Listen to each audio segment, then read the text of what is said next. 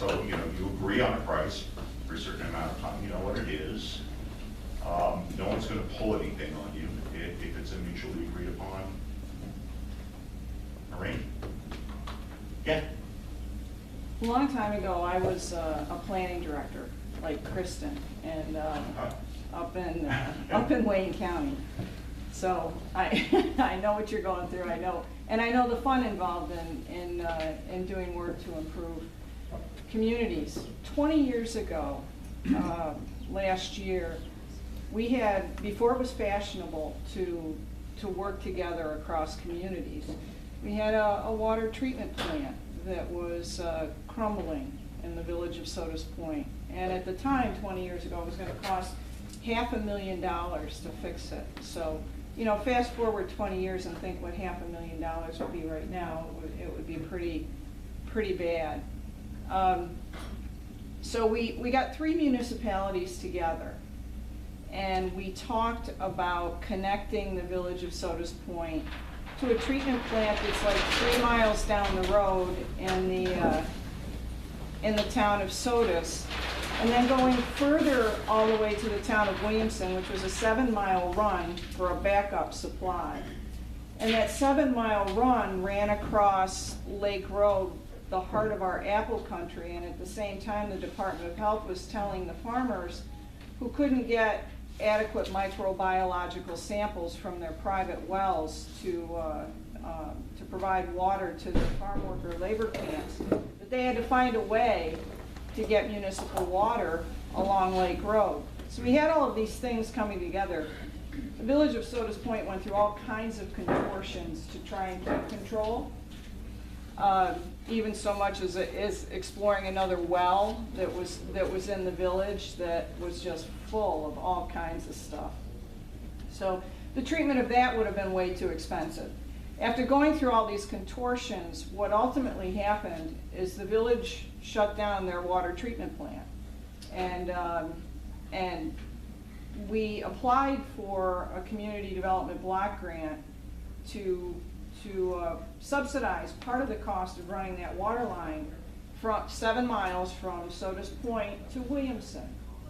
And we got the town of Sodas. That was a $600,000 grant, by the way. In the town of Sodas, we were running through the town of Sodas. They kicked in $200,000 because that was going to solve the problem with the farmers who were out in the town. And then the village of Sodas kicked in $200,000 because we were going to hook into their water treatment plant and buy water from them. And we went to Williamson as a backup supply, solved the problem with the farmers, and Sodas Point, now 21 years later, is still buying water from the village of Sodas and has the lowest tax rate, by the way, in the entire county. And our water rates, even though you gotta negotiate with your partners, but we're contractually obligated to the village of Sodas. We negotiate those rates. It all works out well. We're not fighting with each other. We could be fighting with each other, but we aren't. And for 21 years, it's worked really well. So if you can get over that control issue, you can have a long-term solution, regional solution, to what appears, at least on the face of it, a short-term problem. And you can do it with grant funds, which are more available to regional solutions, as you said, than they are to individual solutions. So I guess the lesson would be, don't be so afraid of what may happen in terms of losing control, because at least for us, we've got a 21-year success story up on the south shore of Lake Ontario, and it's still going fine. That's great. No, I'm glad to hear it. And I'd add to that, and I'd say, you know, look at the potential benefits. You know, with the village of Watkins Glen and Montour Falls joining together to build a new wastewater treatment plant, you're freeing up a large parcel on the south end of the lake, which can be redeveloped, and I think you're working on that, Jamie, into an asset which benefits the entire region. I mean, that's why people come here. They want to enjoy the lake. They want, you know, I don't know if it's going to be a park or whatever. That's up to the planners. But it's a regional asset. Instead of having a wastewater treatment plant right on the shore of the lake, you've opened up big asset. As for the Kristen entire knows, as a planning director, you have to be foaming at the mouth over that piece of property that's on the lake. As a planner, I look at that and go, oh my God, thank you, God. Yeah. Yeah, well, I hope it's gonna, be a benefit to the public. I don't know what the plans are. I guess that's to be determined. Yeah, so the point is, get out of the, silo of your individual community and an adversarial position with your neighbors. They're not adversaries. You're all part of a region. When people come to visit, when they come to live, they're not looking at the individual community by and large. They're looking at the region. And they're looking at the amenities and the assets and the overall business environment and, for lack of a better word, vibe. And if it's cooperative, it's a lot better than coming across infighting and all those other things. Anyone else have questions?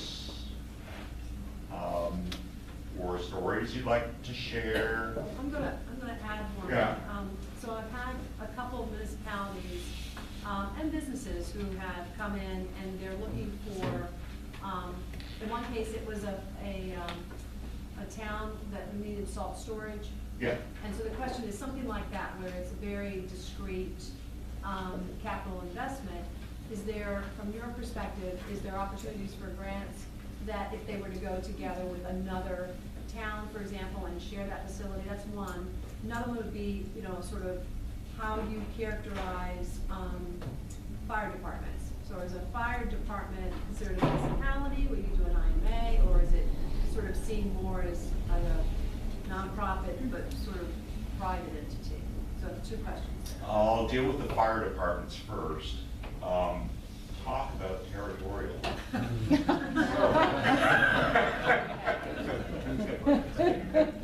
Unbelievable. That is our biggest bugaboo, quite frankly, because it's organized very locally. A lot of them are volunteer fire departments. And yes, it's very tremendously territorial. I don't get it, I'm not a volunteer firefighter. Yes, actually, that's a great point. It's becoming a problem. And we're funding a study in Victor right now. And they have a fairly large volunteer fire department. And volunteerism is dropping off rapidly. It's going to get to the point where they're not going to be able to operate much longer with a volunteer fire department. So they've got to go to a paid fire department, which means they'll probably have to cooperate. It's the village of Victor. They'll have to cooperate with the town, perhaps a neighboring town. And so I go to the meeting, I want to do a meeting in the town and the village. And I'm talking about shared services. And there were about 30 or 40 volunteer firemen in their turnout gear in the audience, sitting there cross stars. It's a very difficult thing to manage, but it's got to be done. And equally as important, if not more important, we're seeing problems with EMS. And this is becoming a huge, huge issue because EMS is,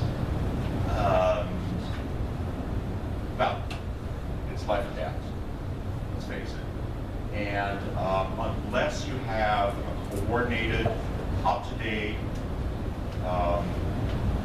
responsive EMS system, you're gonna have some problems, not just with existing residents, but with attracting newer residents. We're funding a study in Wyoming County where they have this problem. It's a rural county, as you know. Each individual town has their own EMS. It's just all over the place. Some of them are very highly trained, others are just dealt with by first responders.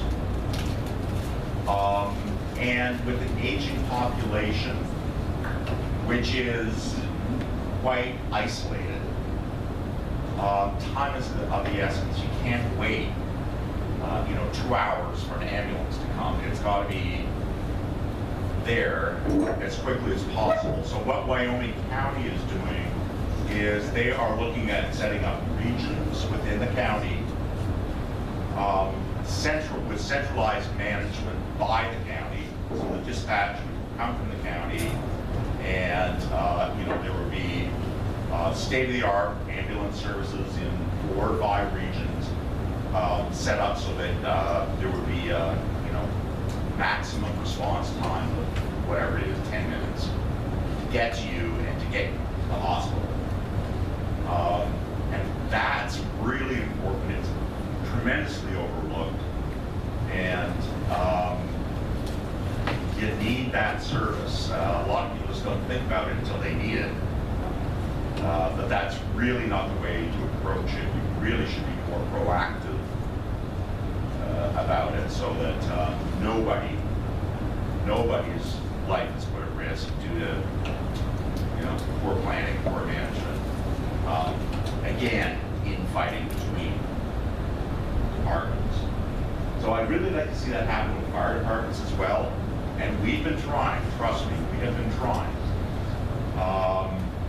But it's very difficult. They're run by, it's a fire district, they're run by independent boards of commissioners, not by municipalities. A lot of people, don't pay a lot of attention to their tax bills, and you see a line item there for fire services. They don't go to meetings of the boards of commissioners. So a lot of the times they're just, on their own, and they'll do what they do. But is that really the best way to run fire service? Is it the most efficient? Does it serve the constituents the best? That's really what we need to look at. And as far as other shared services, you mentioned salt sheds. What we really like to see with shared services is not just sharing a facility, but we want to see cross-cultural, for lack of a better word, transactions. So you're operating together, not just storing salt together. So the DPWs are coordinating. You're saving money by not duplicating runs, salt runs, and things of that nature. The shared facility is great, but does it really do anything to break down those silos that I was talking about? It may over time to get to know each other, but frankly, we don't have a lot of time. I think we need to move forward and get costs down and get people working together. So that's really the way we approach it. All right, we're going to have a short break for about 15 minutes. So it's about 10:30, so we'll bring back up at 10:45. We'll talk about technical aspects and move a little bit further.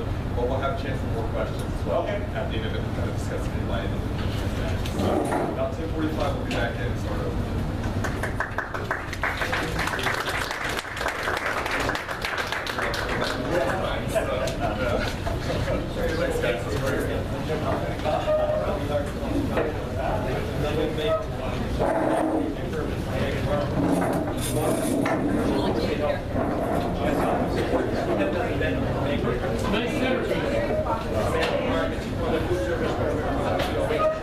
I think you might find out that food service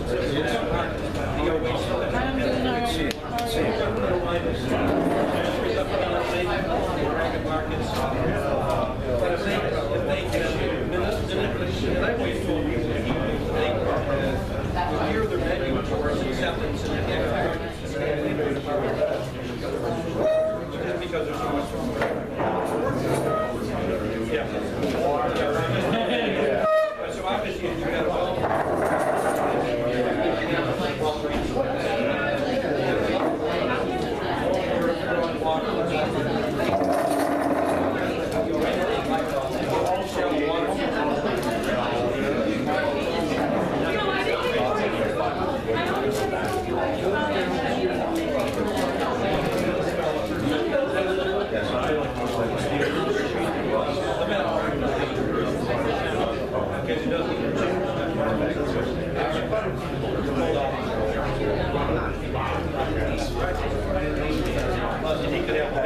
buildings here have to take it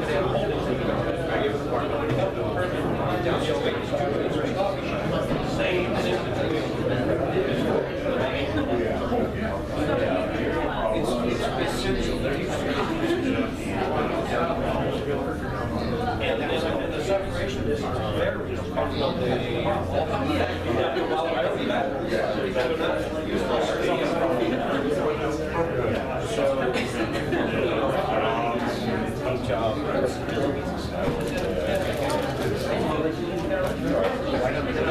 Where's your farm located? Oh, okay. I missed your name. My name's Mindy. I have a coffee shop down here in town. I roast my own coffee right in Neighbor Street. Sells Seneca Sunrise Coffee. It's right on corner of the Catholic churches. I'm kidding me. But then I have to sell all local products. Yeah, nice. Well, unfortunately, we're really not in production. Oh, okay. I got shut down, I think, 2 months justifiably. I got shut down by the FDA. I'm still trying to get out of it. So, yeah, frustrating. Hard to get money when you're shut down by federal agency. That's what was so frustrating. I didn't think it was justified. It's really difficult to get out here. Now, do you do all your production like that? Is that what they had a problem with? No. They more or less shut me down because I was using wooden shelving, which is very common in the industry. That's why I don't think it's justified. But I have a dubious distinction of being only one to get shut down. Then there was such a backlash that